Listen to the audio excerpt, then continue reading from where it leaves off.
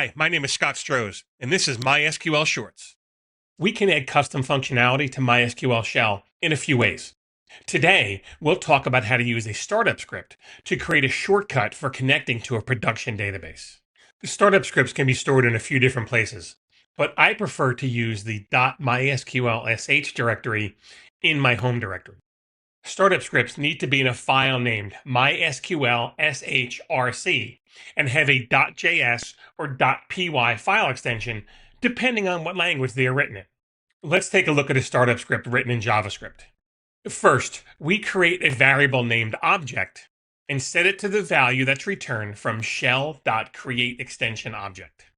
Next, we call shell.addExtensionObjectMember and pass in several arguments. The first argument is the extension object that we just created.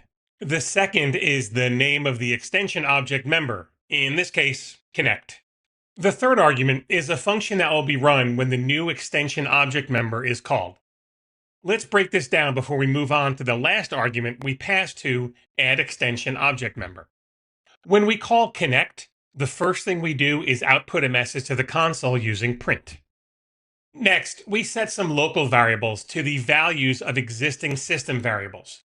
These include the database user, the database host, the database schema, the SSH user, the SSH host, and the identity file used for SSH authentication. Once we have the local variables initialized, we have some logic to check that they are all set correctly, and if not, we send a message to the console. If all the variables are set correctly, we then call shell.connect. We use our local variables to create the URI, SSH, and SSH identity file options for shell.connect. For the last argument, we pass information about our new extension object member that is displayed when a user asks for help.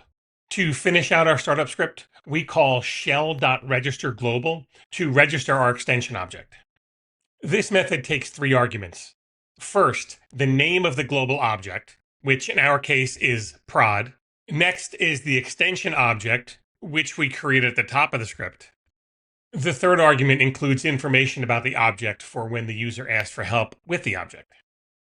With our startup script defined, let's open up MySQL Shell and see it in action.